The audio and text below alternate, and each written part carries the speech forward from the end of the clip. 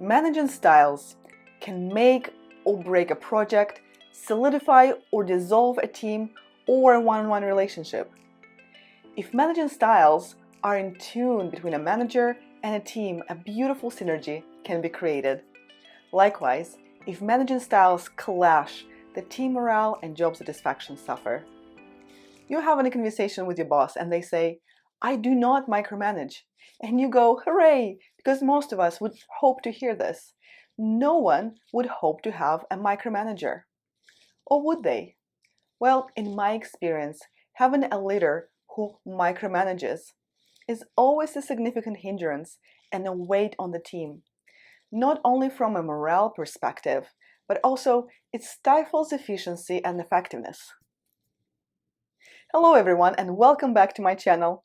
I'm Natasha Kasimtseva and I'm your project doctor. And today we're going to explore if micromanagement ever works.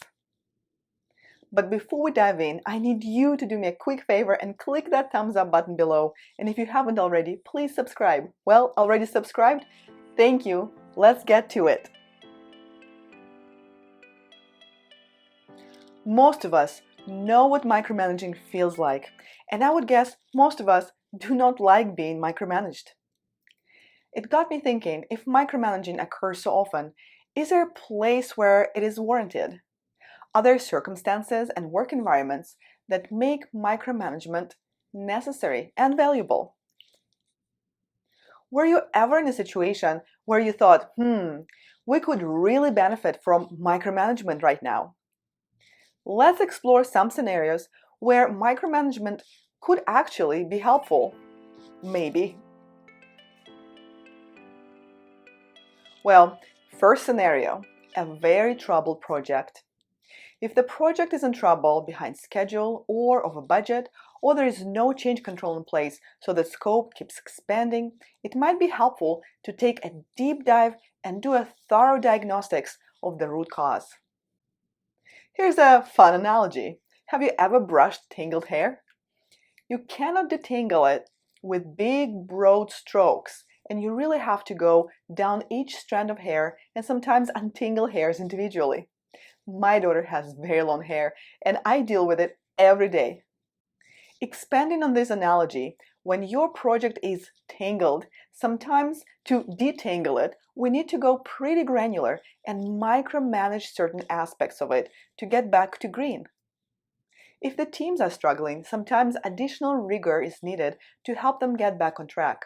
In other words, to get to the root cause, sometimes it is necessary to micromanage. Now, let's explore another scenario, mentoring and leading junior team. When leading and mentoring a junior team, more hands-on approach in leadership might be helpful. As a leader, you might need to insert yourself in the team's day-to-day activities more often to ensure they have necessary support and access to you if they need guidance.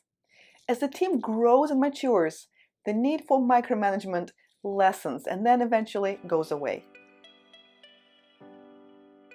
Now, let's think about the situation with a low level of trust. It might be an organizational issue. It happens. Sometimes the leadership would have a low level of confidence in the team to deliver needed results.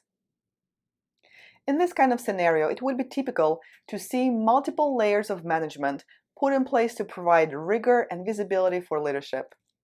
Well, multiple layers of management might create a sense of control, but at the end of the day, this setup is very ineffective and it's called head-heavy. However, it is also temporary. Either the team matures and establishes trust, or people just leave due to the poor morale and burnout. So in essence, even in this scenario, you can micromanage, but only temporarily. Micromanaging is like a dose of bitter medicine. Sometimes it is necessary and brings value, but you can only apply it sparingly and for limited time to revive a project, to help a team, or to provide visibility and rigor during times of uncertainty. As with any other medicine, you would stop taking it as you get better. Well, what do you think? Has micromanaging ever helped you or your team? And can micromanaging provide a positive value and experiences? Or is it always something undesirable and to be avoided? Please leave a comment down below. I would love to hear from you. Thank you so much for being with me today, and I will see you in my next video.